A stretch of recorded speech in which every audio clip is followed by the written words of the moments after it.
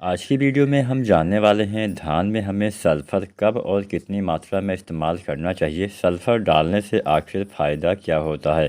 किसान साथियों, सल्फ़र आप धान की फसल में भी इस्तेमाल कर सकते हैं। सल्फ़र डालने से बहुत सारे फ़ायदे होते हैं। सबसे पहले हम इसके फ़ायदे के बारे में ही जानते हैं।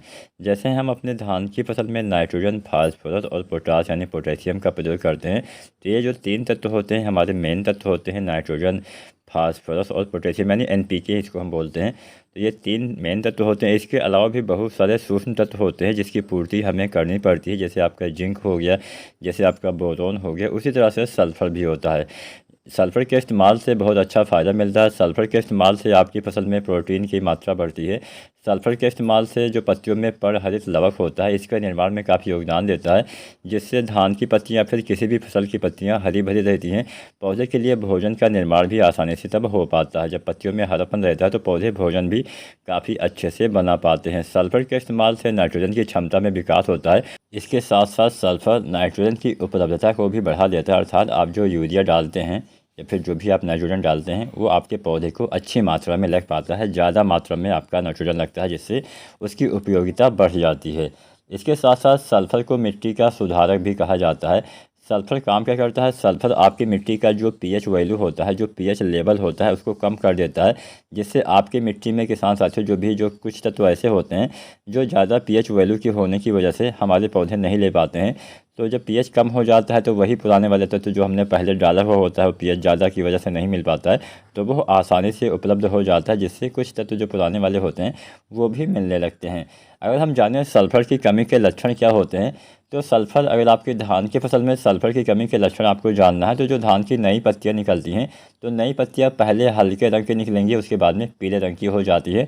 तो अगर आपके धान की नई पत्तियों में पीलापन दिखता है तो समझ लीजिए सल्फ़र की कमी आपके पौधे में हो गई है। सल्फ़र के कमी की वजह से कई बार पौधे का विकास भी आसानी से नहीं हो पाता है, विकास भी रुक जाता है।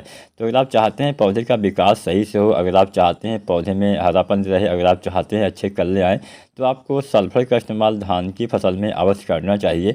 अब यहाँ पे हम ये भी जान लेते हैं कैसे आपको इस्तेमाल करना है और कितनी मात्रा में आपको इस्तेमाल करना है, इसके साथ में क्या क्या चीज़ें आपको इस्तेमाल करनी चाहिए। किसान भाइयों, सल्फ़र का इस्तेमाल धान की रोपाई के 22-25 दिन पे आपको करना होता है। जब आप रोपाई कर देते हैं तो 25 दिन के आसपास औसतन समय आप मान सकते हैं, जो कि इसमें थोड़ा जल्दी तैयार हो जाती है, वहाँ पे आप 20-22 दिन पे भी डाल सकते हैं।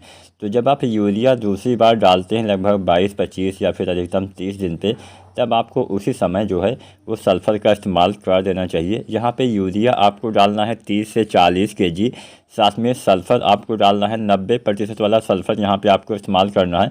तो 90% वाला सल्फ़र आपको डालना है 3 kg, साथ में यूरिया 30 से 40 kg।